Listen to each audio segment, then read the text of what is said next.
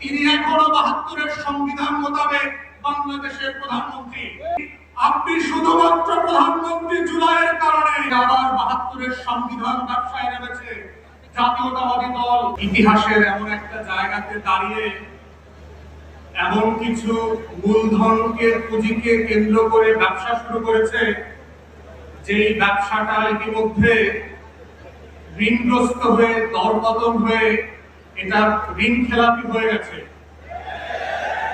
আমরা গত ১৭ বছর ধরে মুক্তিযুদ্ধ ব্যবসা দেখতে দেখতে ক্লান্ত হয়ে যায় নাই।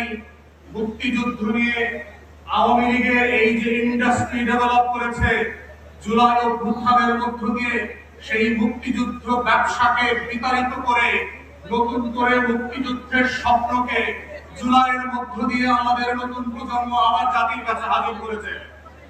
কিন্তু আমরা দুঃখজনক ভাবে দেখতে পাচ্ছি যেই পুঁজি, যেই মূলধন বরফের পানির মতো চৈত্রের রোদে ঠাই ঠাই করে পানিতে পরিণত হয়ে গেছে, সেই পুঁজিকে কেন্দ্র করে আবার ৭২-এর সংবিধান ব্যবসায় নেমেছে জাতীয়তাবাদী দল, যার রাজনীতি, যার আদর্শ, শহীদ জিয়ার পলিটিক্যাল প্রেমিসিস কোনো কিছুর সাথে ৭২-এর সংবিধান যায় না।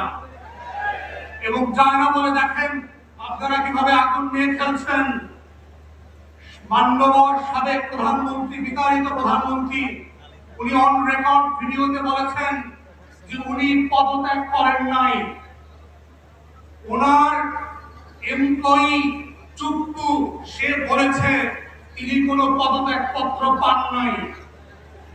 তাহলে ৭২-এর সংবিধান মোতাবেক, ২৪-এর ডামি নির্বাচন মোতাবেক যেই প্রধানমন্ত্রী পদত্যাগ করেন নাই আর যার কাছে পদত্যাগ পত্র দেওয়া হয়েছিল তিনি পান নাই, তিনি এখনো ৭২-এর সংবিধান মোতাবেক বাংলাদেশের প্রধানমন্ত্রী। তাহলে আজকে যারা ৭২-এর সংবিধান নিয়ে খেলছেন আপনাদেরকে জিজ্ঞেস করতে হবে নিজেদেরকে, বাংলাদেশে কি আজকে দুটো সংসদ আছে? বাংলাদেশে কি আজকে দুজন প্রধানমন্ত্রী আছে? একজন বিতাড়িত হয়েছেন আর একজন বিতাড়িত হওয়া প্রধানমন্ত্রীর চেয়ারে বসে আছেন।